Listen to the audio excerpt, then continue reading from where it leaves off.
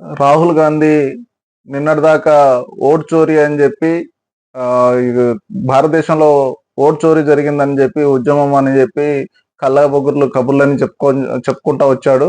ఆ తర్వాత ఇప్పుడు మళ్ళీ భారతదేశంలో ఓటు చోరీ అయిందని చెప్పి జంజీ ఉద్యమం వస్తుందని చెప్పి మళ్ళీ నిన్న ట్వీట్ చేయడం జరిగింది. నిజంగా ఈ గాంధీ కుటుంబానికి కానీ రాహుల్ గాంధీకి కానీ నిజంగా బుర్ర లేదని చెప్పి మనం అనుకోవచ్చు. ఎందుకనంటే ఈ రాహుల్ గాంధీ గారు ప్రతిసారి ఏదో ఒకటి కనీసం ప్రజలకు ఈ నువ్వు ప్రతిపక్ష నాయకుడివి కదా, ప్రజలకు ఉపయోగపడే ఏ ఒక్క మాట కూడా నువ్వు ఇంతవరకు అడగలేదు.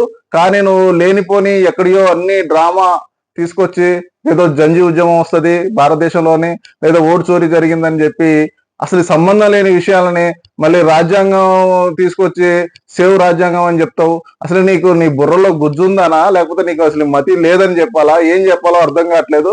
రాహుల్ గాంధీ గారు ఇకనైనా మీరు మతి భ్రమించి మాట్లాడుతూ ఉన్నారు. ఇక మతి తీసుకునైనా కొంచెం ప్రజలకు ఉపయోగపడే మాటలు ఏమన్నా మాట్లాడండి.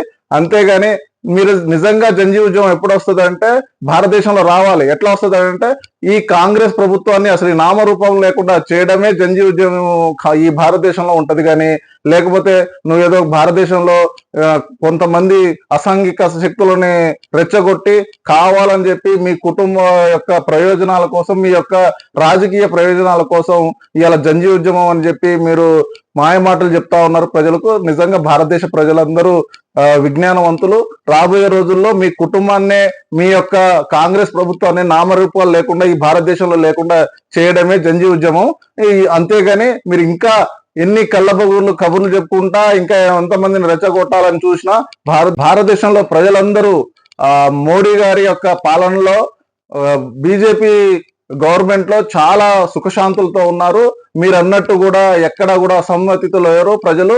మీరు కావాలని రెచ్చగొట్టాలనుకున్నా కానీ ప్రజలకు తెలుసు. ప్రజలు ఎలా భారతదేశం నమో మోడీ అని చెప్పి ఇలా భారతదేశంలో ఈ భారతదేశాన్ని అగ్రదేశంగా చేయడమే మోడీ గారి లక్ష్యం. ఇలా ప్రజలందరూ మోడీ గారి వెంట ఉన్నారు.